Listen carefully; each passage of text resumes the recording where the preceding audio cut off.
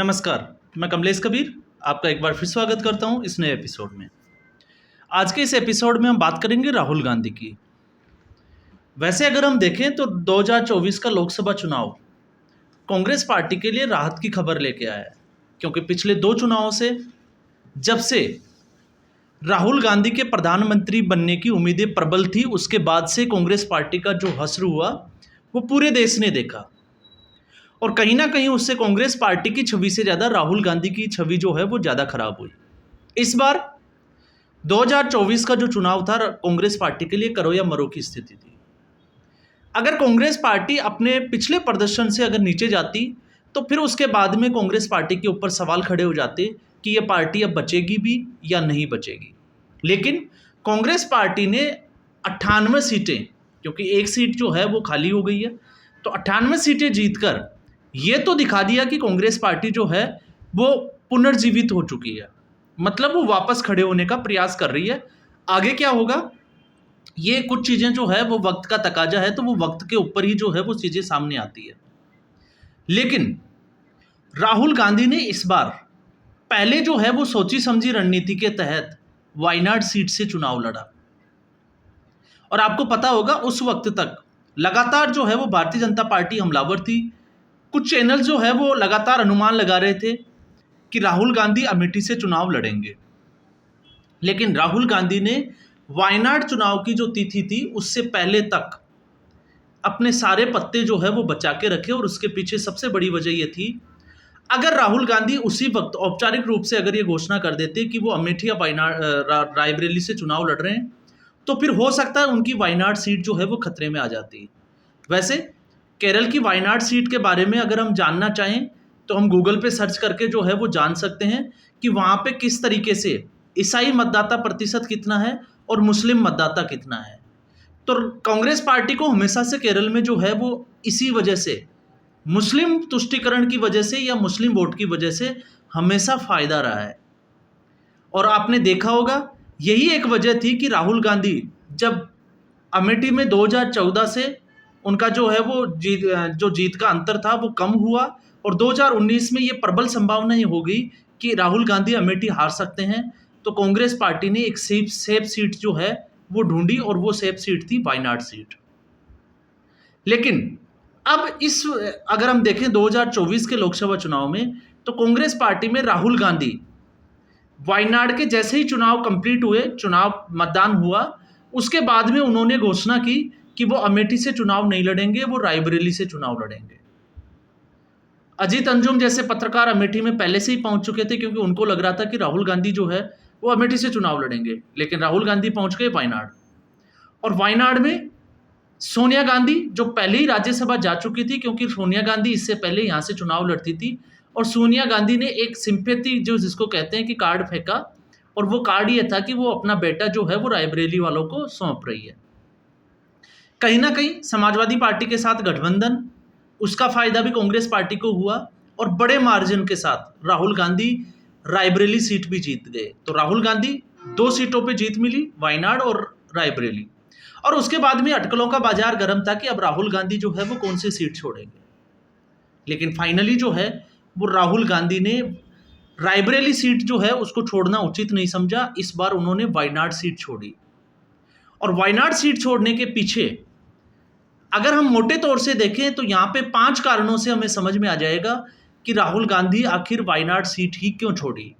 और वायनाड सीट छोड़ने के बाद में राहुल गांधी की इस सीट से उम्मीद ये लगाई जा रही है कि प्रियंका गांधी वहाँ पे जो उपचुनाव बाई इलेक्शन होंगे वो चुनाव लड़ेगी, और अगर वो जीतती है तो फिर उसके बाद में वो भी लोकसभा में पहुंच जाएगी।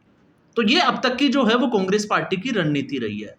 लेकिन वायनाड सीट छोड़ने के पीछे 5 कारण कौन से हैं, अगर हम उसका अनुमान लगाएं, उसका आकलन करें, तो शायद इसको हम अच्छे से समझ सकते हैं। जिनमें पहला जो कारण है वो है यूपी में कांग्रेस पार्टी की जो स्थिति थी 2019 में, आपको पता होगा रायबरेली की सिर्फ 1 सीट जीती थी और वो भी सोनिया गांधी।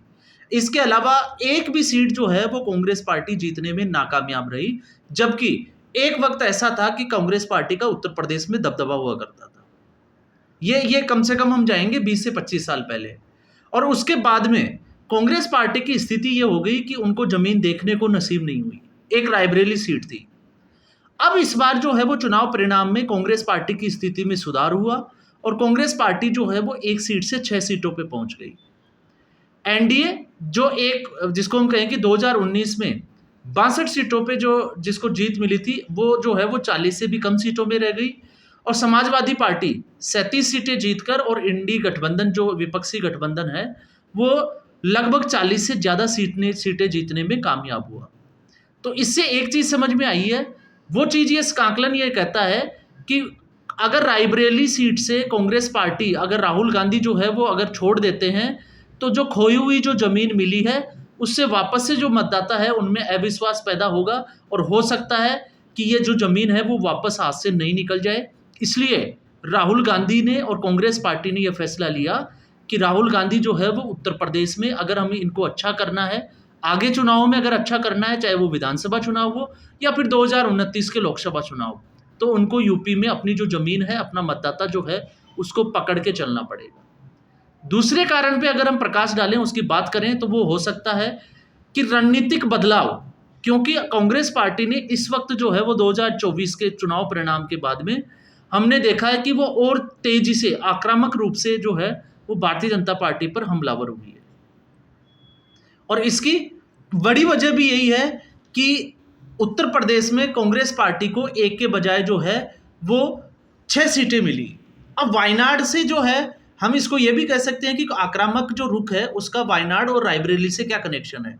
तो आपको पता होना चाहिए कि 2019 में वायनाड क्यों चुनी गई। तो राहुल गांधी और कांग्रेस पार्टी को यह डर था कि राहुल गांधी उत्तर प्रदेश की अमेठी से जो है वो चुनाव हार सकते हैं, इसलिए पूरे मंथन के बाद में एक सीट कांग्रेस पार्टी को ऐसे मिली जो बिल्कुल सुरक्षित सीट मानी गई कि यहाँ से जो है वो राहुल गांधी आराम से जीत सकते हैं, और वो वायनाड ही सीट ही थी। और अगर इस बार भी वायनाड सीट को अगर राहुल गांधी रखते और रायबरेली सीट को छोड़ देते, तो फिर एक मैसेज आता कि राहुल गांधी जो है वो सेफ सीट जो है उस पर रहना ज़्यादा पसंद करते हैं, क्योंकि उनको आगे चुनाव हारने का डर है। और इस वजह से विपक्ष का मतलब यहाँ पे भारतीय जनता पार्टी जो है वो ज़्यादा आक्रामक हो जाती राहुल गांधी के ऊपर और कांग्रेस पार्टी पे। इससे बचने के लिए ये कांग्रेस पार्टी का बड़ा स्टेप है। इसके बाद में हम बात कर सकते हैं तीसरे नंबर पे कि कांग्रेस को अगर हम बात करें कि कांग्रेस को अगर पुनर्जीवित होना है तो उसके लिए उत्तर प्रदेश कितना जरूरी है, क्योंकि 543 में से 80 सीट जो है वो उत्तर प्रदेश से आती है। और आपने ये कहावत तो सुनी है कि दिल्ली की जो सरकार का जो रास्ता है, प्रधानमंत्री पद का जो रास्ता है, वो उत्तर प्रदेश से होते हुए जाता है। तो एक राहुल गांधी और पूरी कांग्रेस पार्टी राहुल गांधी को प्रधानमंत्री के रूप में देखना चाहती है, और प्रधानमंत्री अगर बनना है तो उत्तर प्रदेश में उनको सीटें बढ़ानी होगी। और यही एक वजह है कि उत्तर प्रदेश की सीट को राहुल गांधी अब नहीं छोड़ना चाहेंगे, क्योंकि अगर उत्तर प्रदेश की सीट को छोड़ते हैं और वायनाड की तरफ जाते हैं, साउथ इंडिया में जाते हैं, और उत्तर प्रदेश अगर उनसे हाथ से वापस अगर निकलता हुआ दिखाई देता है, तो फिर ऐसी स्थिति में कांग्रेस पार्टी मजबूत नहीं होगी। कांग्रेस पार्टी वापस अपनी उसी स्थिति में चली जाएगी, वापस से कमजोर हो जाएगी। तो कांग्रेस के लिए पुनर्जीवित होने के लिए कांग्रेस पार्टी का उत्तर प्रदेश में जीतना जो है वो बहुत जरूरी है। हालांकि अभी भी अगर हम बात करें तो कांग्रेस पार्टी 6 सीटें गठबंधन की वजह से जीती है, लेकिन कांग्रेस पार्टी चाहेगी कि ये सीटें जो है वो कैसे बढ़ाई जाए, और इसी के लिए कांग्रेस पार्टी जो है वो अब तैयारियां शुरू करेगी, चाहे फिर वो विधानसभा के चुनाव हो या फिर 2029 के चुनाव हो। लेकिन बड़ी समस्या जो होगी वो होगी गठबंधन, कि ये गठबंधन विधानसभा चुनाव में रहेगा या फिर उससे पहले ही जो है वो टूट जाएगा। इसके बाद में हम बात करते हैं कि अगर हम हिंदी हार्टलैंड की बात करें, तो हिंदी हार्टलैंड में जब से भारतीय जनता पार्टी और नरेंद्र मोदी की सरकार बनी है, तो आपने देखा है कि हिंदी हार्टलैंड उत्तरवासी उत्तरी जो राज्य हैं वो भारतीय जनता पार्टी के ज़्यादा फेवरेट रहे हैं। भारतीय जनता पार्टी की स्ट्राइक रेट जो है वो उत्तर भारत में ज़्यादा रही है, और कांग्रेस पार्टी उत्तर भारत में जो है वो लगातार कमज़ोर होती जा रही है। तो लोगों का विश्वास पाने के लिए, लोगों का दिल जीतने के लिए अब कांग्रेस पार्टी को वापस से उत्तर में जो है वो काम करना पड़ेगा। अगर ऐसा नहीं हुआ तो फिर कांग्रेस पार्टी दक्षिण भारत के कुछ राज्यों तक जो है वो सीमित हो जाती है। तो ये एक बड़ा जो है वो फैक्टर माना जाता है कि उत्तर भारत में जो विश्वास जो खोया मतदाताओं का कांग्रेस पार्टी में, अगर उसको वापस हासिल करना है तो फिर कांग्रेस पार्टी को उत्तरी जो राज्य हैं या हिंदी हार्टलैंड के जो राज्य हैं उनके ऊपर विश्वास दिखाना पड़ेगा, और रायबरेली सीट को ना छोड़ के कांग्रेस पार्टी और राहुल गांधी ये दिखाना चाह रहे हैं कि वो उत्तर भारत के लोगों के ऊपर जो है वो कितना विश्वास करते हैं, और उनको विश्वास दिलाना चाहते हैं कि कांग्रेस पार्टी जो है वो उत्तर भारत में जो है वो अब ज़्यादा मजबूती के साथ लड़ेगी। तो ये एक जो है वो बड़ा कारण हो सकता है। और वैसे भी आपको पता होगा, हिंदी हार्टलैंड की अब हम बात करें तो 543 सीटों में से 218 सीटें लोकसभा की जो है वो इसी हार्टलैंड से आती है। तो इसके बिना अगर कोई प्रधानमंत्री पद का या सरकार का सपना देखे तो वो थोड़ा सा नाइंसाफी की बात हो जाती है। और एक और जिसको हम बात करें, और वो पांचवा और अंतिम कारण जो है वो हो सकता है कांग्रेस पार्टी का, वो है प्रियंका गांधी के। अगर हम वायनाड जाती है प्रियंका गांधी और वहां से चुनाव जीतती है और वो लोकसभा में पहुंचती है, तो केरल में जो है वो विधानसभा के चुनाव भी होने वाले हैं। और कहीं ना कहीं दक्षिण भारत की राजनीति में कांग्रेस पार्टी के बजाय अगर हम गांधी परिवार का नाम लें तो गांधी परिवार का एक वर्चस्व होगा, और गांधी परिवार की एक बड़ी लीडर जो है वो दक्षिण भारत में जो है वो कंपेनिंग करते हुए नजर आएगी, लोगों के जो है वो बीच में जाती हुई नजर आएगी। और इसका फायदा जो है वो कांग्रेस पार्टी ये सोच रही है कि इसका फायदा जो है वो आगामी चुनाव में होगा, कि उत्तर भारत से जो है वो राहुल गांधी जो है वो अपनी कमान संभाले हुए हैं, और दक्षिण भारत से प्रियंका गांधी के हाथों में कमान रहेगी। तो उत्तर भारत और दक्षिण भारत में कांग्रेस पार्टी जो है वो अच्छा कर सकती है। तो ये 5 जो है वो बड़े कारण जो है, अगर हम आकलन करें तो इससे हमें अंदाजा लगेगा कि कांग्रेस पार्टी ने 2019 के मुकाबले 2024 के चुनाव परिणाम के बाद में अपनी रणनीति को किस तरीके से बदलना शुरू किया है। और ये सिर्फ और सिर्फ इसलिए बदलना शुरू हुआ है, क्यों? क्योंकि हमें पता है, आपको पता होगा, यूपी की अगर सीट कांग्रेस पार्टी छोड़ती है, राहुल गांधी छोड़ते हैं, तो आपको पता होगा यूपी में बहुजन समाजवादी पार्टी के हाथ से जो वोट बैंक छिटका, दलित वोट बैंक और मुस्लिम वोट बैंक जिसकी हम बात कर सकते हैं, तो मुस्लिम वोट जो है वो पहले से ही कांग्रेस पार्टी के साथ थे, लेकिन दलित वोट भी जो है वो कांग्रेस पार्टी के साथ आया है। और बहुजन समाजवादी पार्टी का जो वोट बैंक 19% था वो घटकर 9% रह गया। तो उसमें जो हिस्सा कांग्रेस पार्टी के हाथ लगा है, तो कांग्रेस पार्टी जो है वो ऐसी किसी स्थिति में जाना नहीं चाहेगी कि ये वोट बैंक जो है उसके हाथ से वापस छिटक जाए, और उसके हाथ से छिटकने के बाद में जहां कांग्रेस पार्टी पुनर्जीवित होने का सपना देख रही थी, कहीं ये वापस उसी स्थिति में या पुनः उसी स्थिति में नहीं पहुंच जाए। तो ये बड़े तौर से जो है वो बड़े कारण माने जाते हैं कि राहुल गांधी जो है वो रायबरेली से रहेंगे। और इसके अलावा अब उम्मीद ये भी लगाई जा रही है कि राहुल गांधी जो है वो विपक्ष के नेता भी हो सकते हैं सदन में।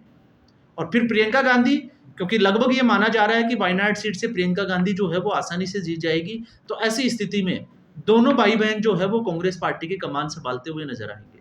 तो आज के एपिसोड में बस इतना ही। उम्मीद करूंगा आपको ये एपिसोड, ये आकलन पसंद आया होगा। अगर आपको ये आकलन पसंद आया, वीडियो को लाइक करें, वीडियो को शेयर करें, और चैनल को जो है वो सब्सक्राइब जरूर करें। अब हम फिर एक नए मुद्दे के साथ हाजिर होंगे, तब तक के लिए धन्यवाद।